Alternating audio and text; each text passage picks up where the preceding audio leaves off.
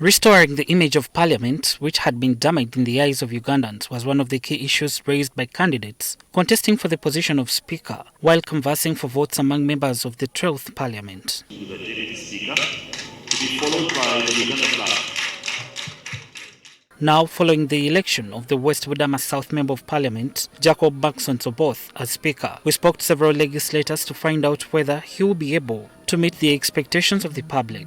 We would like to say that we definitely believe that the leadership of the NRM, through whom their candidature was processed, had thought through who are the people that should be at the helm to drive the policy and legislative agenda of the NRM in its tenure over the 5 years. But if at all he decides to deter from what he has said, then this parliament will still be the same as the previous ones. We shall be like the restored Bourbons who forgot nothing and learnt nothing. Run the promise.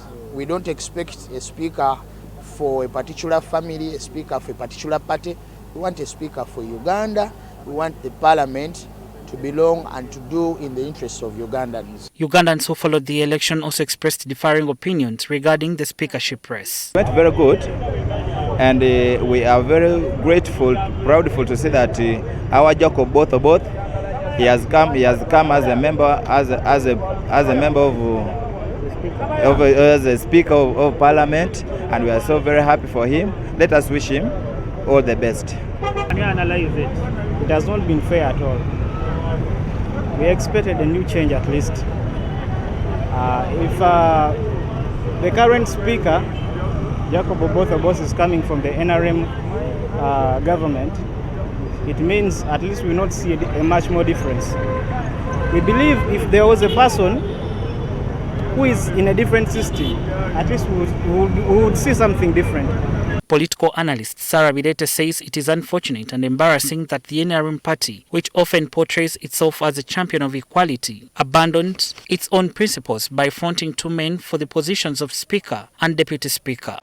So that is a loss to the women of Uganda, that we shall have a judiciary led by two male and a parliament led by two male, and we can only hope that women will be in cabinet. Yet the women are supposed to be integrated in the three arms of government. We have competent women that competed for judicial offices, but also parliamentary rates, and they were excluded.